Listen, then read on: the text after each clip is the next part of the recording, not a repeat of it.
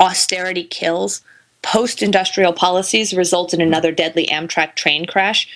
To read this piece on rail or to sign up for our morning briefings, you can subscribe at taxwallstreetparty.org or at againstausterity.org. Lionel Media did a great piece on RT from our morning briefing and wrote a nice little message that our morning briefings are the most valuable thing for his research going. So he's doing several days a week now on RT covering our morning briefings, and I want to thank Lionel for that. So the point is that third world funding will not yield a first world railroad. Isn't that right? Right. Perfectly said. Exactly. Third world funding will not yield a first world railroad. Yes, exactly. The Amtrak, let's go through some of the facts here for a second. The Amtrak regional train derailment was on Tuesday and resulted in the death of a total of about 8 commuters, including, and then 200 injuries, including an acting dean of students at Medgar Evers College. And what we're saying is, does it take people dying to bring this into the national conversation and for Congress to get serious about railroads and infrastructure?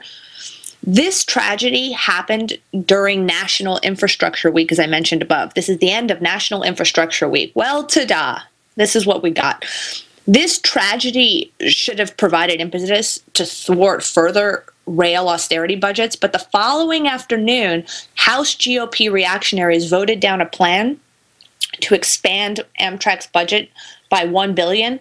Congresswoman Nita Lowey of New York highlighted the need to improve rail safety through increased investment. Lowey said the resulting bill drastically shortchanges job-creating investments critical to hardworking American families like roads, bridges, and rail systems, and access to safe and affordable housing.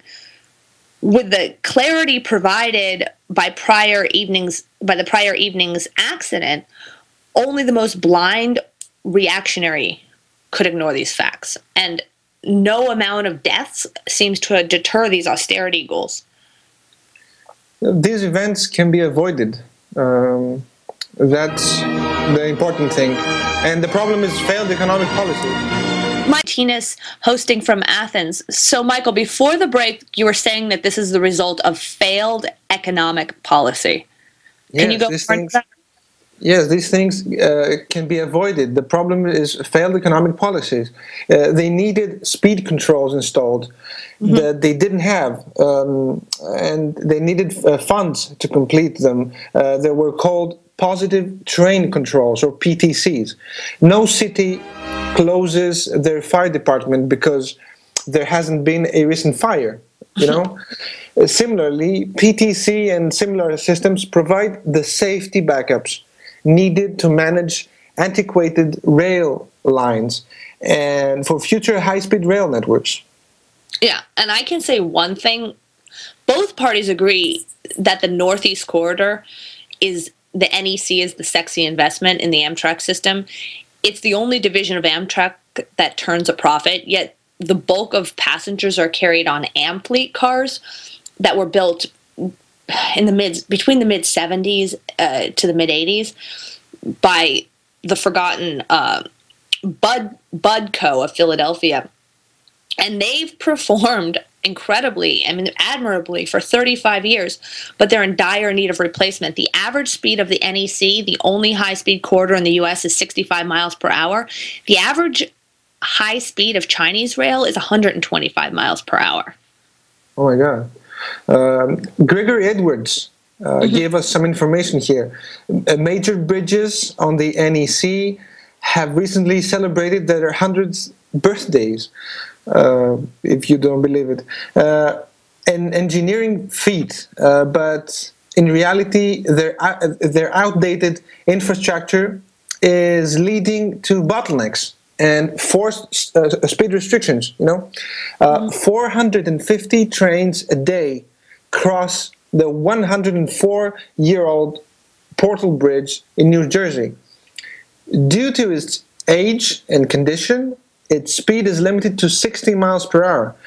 A $900 million two-rack replacement bridge has been proposed, but no concrete funding has been found.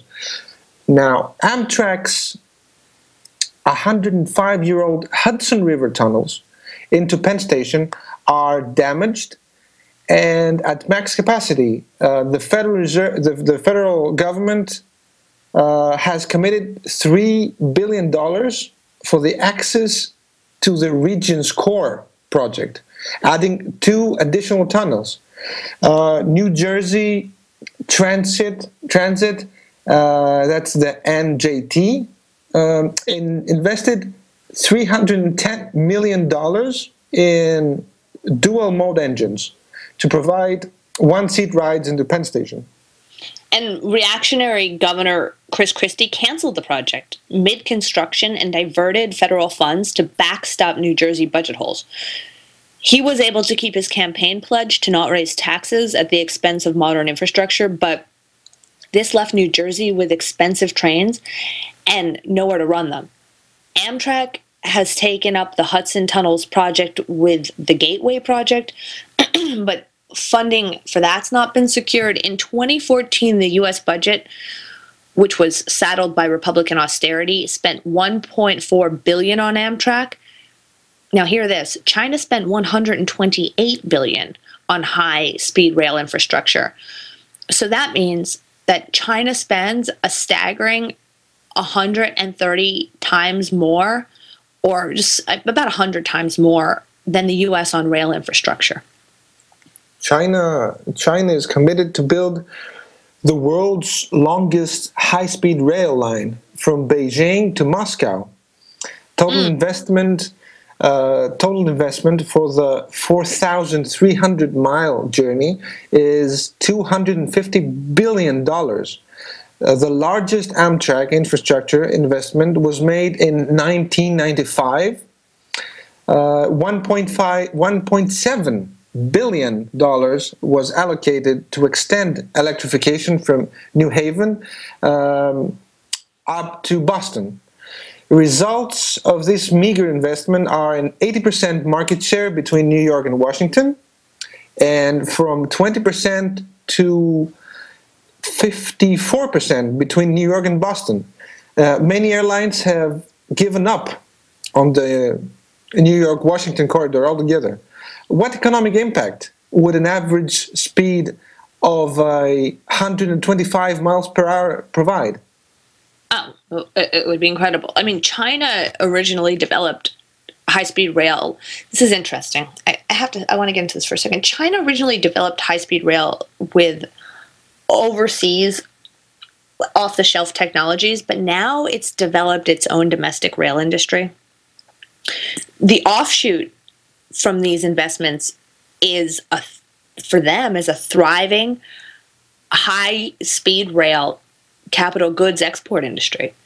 Russia has signed a $390 million deal with the China Railway Group to build a Moscow-Kazan corridor. Another $10 billion is on the table for improved service on the Indian Railway. So we're in trouble here. This isn't funny. Where the hell is the U.S.? Right. Yeah.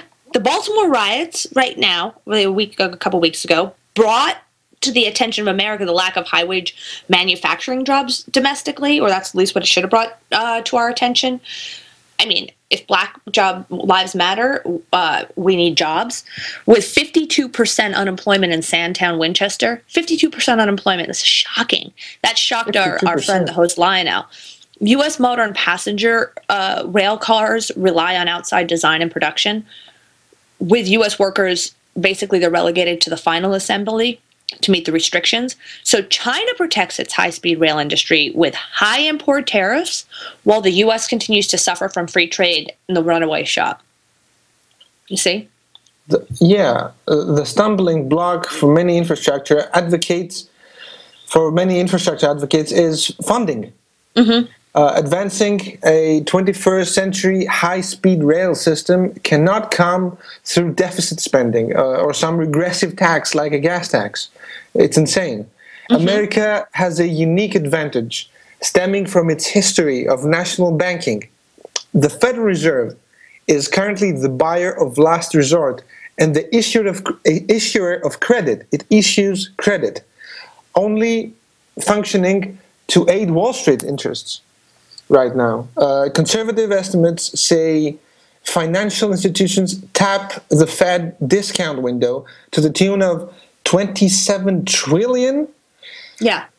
With failing infrastructure and 92 million Americans out of work, it's time to demand the Federal Reserve provide a 0% century bonds for production.